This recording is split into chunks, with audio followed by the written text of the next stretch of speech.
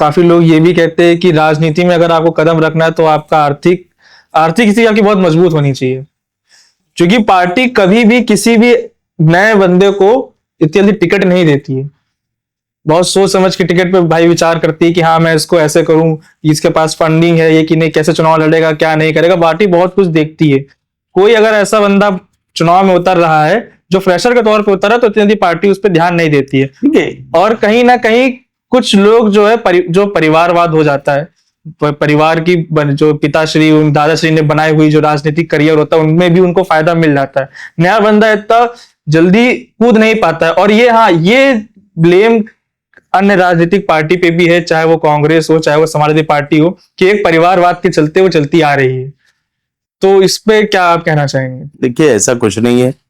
अगर हाँ ये बात सही है कि आज के समय चूंकि आर्थिक युग हो गया है, पहले जो इस समय पैसे का प्रेफरेंस ज्यादा हो गया है, पहले ऐसा नहीं था लेकिन वर्तमान समय में ज्यादा हो गया है। लेकिन तमाम ऐसे लोग भी हैं, मैं मान सकता हूं कि इसका परसेंटेज कम होता है, लेकिन तमाम ऐसे लोग भी हैं जो सीधे निकल के राजनीति में आते हैं और अपने कार्यों की वजह से लोगों में प्रसिद्धि पाते हैं और पार्टियां उनको टिकट देती है और पार्टी उनको जिताती है। उसका उदाहरण मैं भी हूँ, क्योंकि मेरा कोई पिताजी और कोई हमारे परिवार में कोई राजनीतिक में नहीं है था। एक अच्छी सोच के साथ आए, अच्छी पार्टी ने हमको देखा, पार्टी ने हमारे विषय में जाना और पार्टी ने हमको सपोर्ट किया और उसके बाद आज क्षेत्र की जनता हमको सपोर्ट कर रही है। तो मैं समझता हूँ ऐसा नहीं, हाँ कुछ हो सकता है, मान सकते हैं, लेकिन आर्थिक रूप से तो मजबूत, तो आज की हर चीज में आपको आर्थिक रूप से मजबूत होना चाहिए, ये सत्य है, इसे नकारा नहीं जा सकता है। जो युवा हमारे आने वाले उनके लिए अगर कोई अन्य संदेश आप देना चाहें? देखिए आज की डेट में युवा जो हैं, अगर स्वच्छ लोग अच्छे लोग राजनीति में नहीं आएंगे तो आने वाले देश के समय में खतरा हो जाएगा।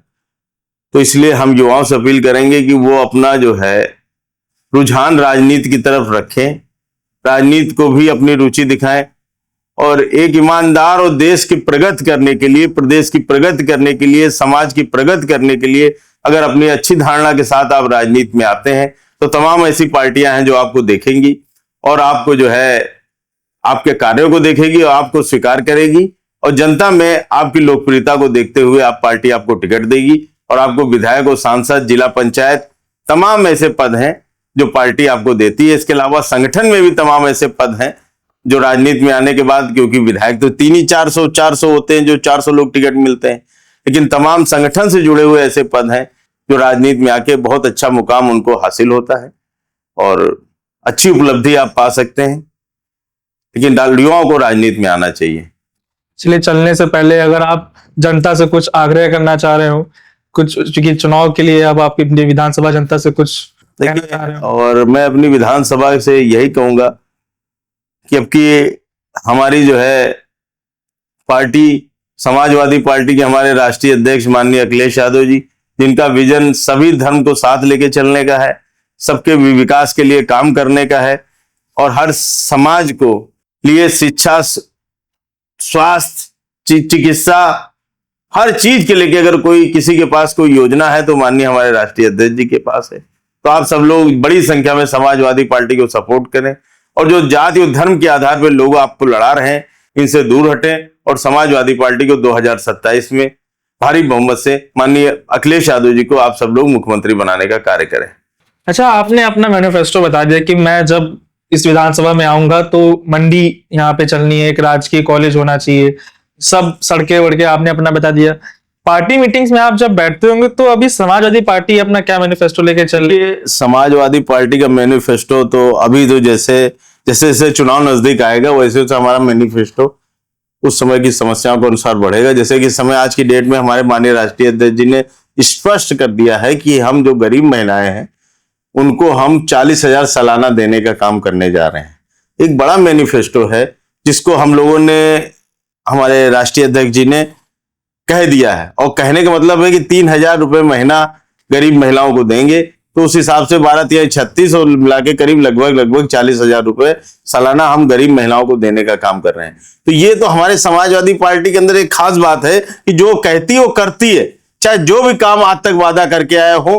पहले से माननीय नेताजी के समय से रहा है कि जब बेरोजगारी भत्ता देने की बात कही थी तो उन्होंने बेरोजगारी भत्ता दिया था और विपक्षी लोग कह रहे थे कि बेरोजगारी भत्ता कैसे देंगे, लेकिन माननीय नेताजी ने वो देने का काम किया। उसके बाद माननीय अखिलेश यादव जी ने जब ये तय कर लिया कि हमको लोगों को लैपटॉप देना है तो उन्होंने लैपटॉप दिया।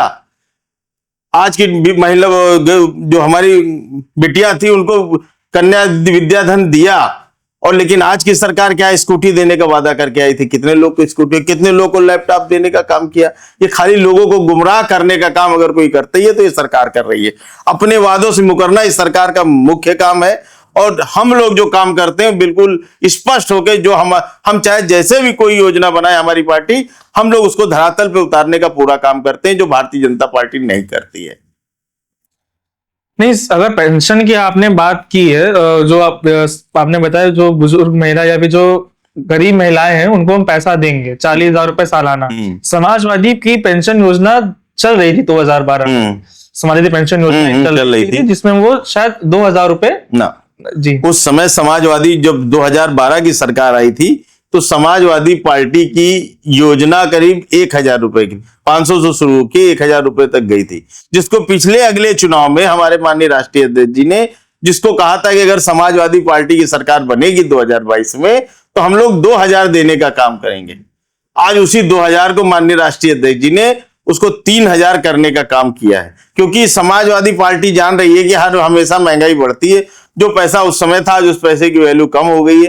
तो जिस प्रकार जितनी वैल्यू होती है उसी हिसाब से हमारे माननीय राष्ट्रीय अध्यक्ष जी देने का काम करते हैं, और जो हम लोग कहते हैं वो करते हैं, निश्चित तौर पे करते हैं।